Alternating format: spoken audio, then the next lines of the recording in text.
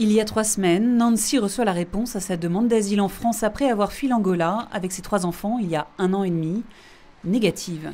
Sous le coup d'une menace d'expulsion, l'ASD, association de soutien de la Dordogne qui l'héberge depuis, l'apprend et la contacte. Maintenant, ASD dit pour sortir à la maison. Avec les enfants, je ne sais pas, je vais dormir où? Le délai pour quitter son logement devrait prendre fin la semaine prochaine, tandis que son retour en Angola lui semble impossible. Si on retourne en Angola, ils vont nous tuer. J'ai problème avec les enfants, j'ai problème avec la police. Pour tourner là-bas, c'est difficile pour moi. Femme d'un marchand d'armes très violent et influent à la frontière avec la République démocratique du Congo en guerre, elle craint non seulement pour sa vie, plusieurs fois menacée, mais également pour celle de ses enfants.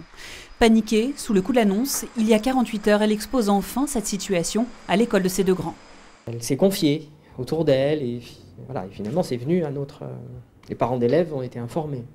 On a finalement compris que c'était très grave, que ça pouvait avoir de lourdes conséquences. Et c'est à vous, de votre côté, à mobiliser tous les parents le plus que vous pourrez. C'est pourquoi tout de suite le réseau Éducation sans frontières s'est mobilisé pour aider cette famille.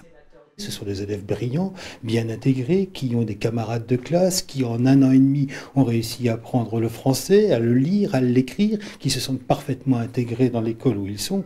Il n'y a aucune raison qu'on ne puisse pas réussir à faire quelque chose. En tout cas, nous ferons tout pour qu'ils puissent rester.